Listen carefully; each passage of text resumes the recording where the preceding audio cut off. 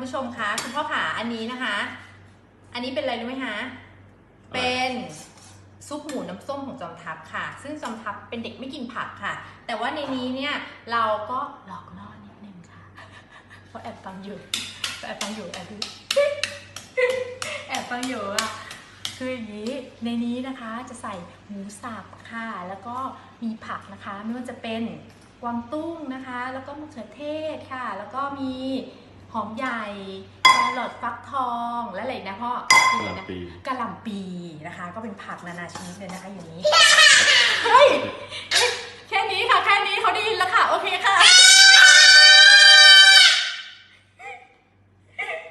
เขาได้ยินแล้วค่ะนี่ค่ะคุณจอมทัพค่ะโอ้คุณผู้ชมเดี๋ยวแป๊บนึงนะคะนี่คุณแม่จะทำแกงจืดให้ระวังกระเด็นนะลูกอ่ะค่อยๆนะคะคุณผู้ชมค่ะนี่ค่ะดูคุณจอมทัพทำค่ะคุณจอมทัพเอานี้ลูกเอานี้เอายาวๆเอายาวๆต้องกลับแล้วเดี๋ยวไหม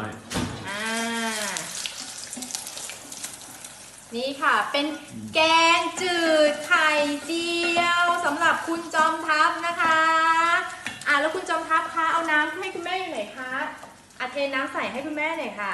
เทน้ำให้หน่อยลูกเทให้หน่อยนะเป็นแกงจืดไข่เจียวนะคะเอาหมดเลยนะคะหมดเลยโอเควางไว้ก่อนจะทำซิก็อันนี้ค่ะเอาอันนี้เอาอันยาวคุณผู้ชมค่ะนี่ค่ะมาอยู่แต่ในครัวค่ะน่ากินไหมเฮ้ยน่ากินไหมน่ากินไหมคะเดี๋ยวเราใส่ปรุงรสก่อนค่ะคุณผู้ชมปรุงรสก่อนค่ะเดี๋ยวนะคะคุณแม่มี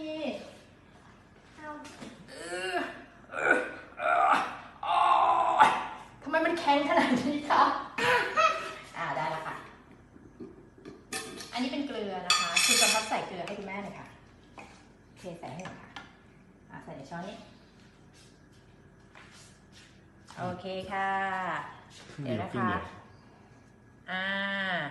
เดี๋ยวอันนี้เอาพอแล้วเดี๋ยวมันเค็มลูกมันเค็มไปใส่ในไข่นี้ใส่ไข่นี้ใส่ไข่ไหนมันเค็มไปนะลูกเดี๋ยวกินไม่ได้นะครับเดี๋ยวต้องให้ใส่นี้ใส่ในช้อนนี้พอก่อนค่ะเดี๋ยวแป๊บนึงนะ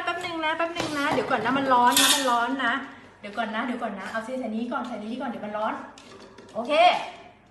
เสร็จเล่นได้แค่นี้ก่อนค่ะเดี๋ยวจะวุ่นวายเกินไปนะคะเดี๋ยวคุณแม่ใส่ผักก่อนนะคะคุณผู้ชมเดี๋ยวเตรียมตัวทานข้าวก่อนค่ะคุณผู้ชมคะแม่จำก่อนโอเคค่ะคนเลยค่ะ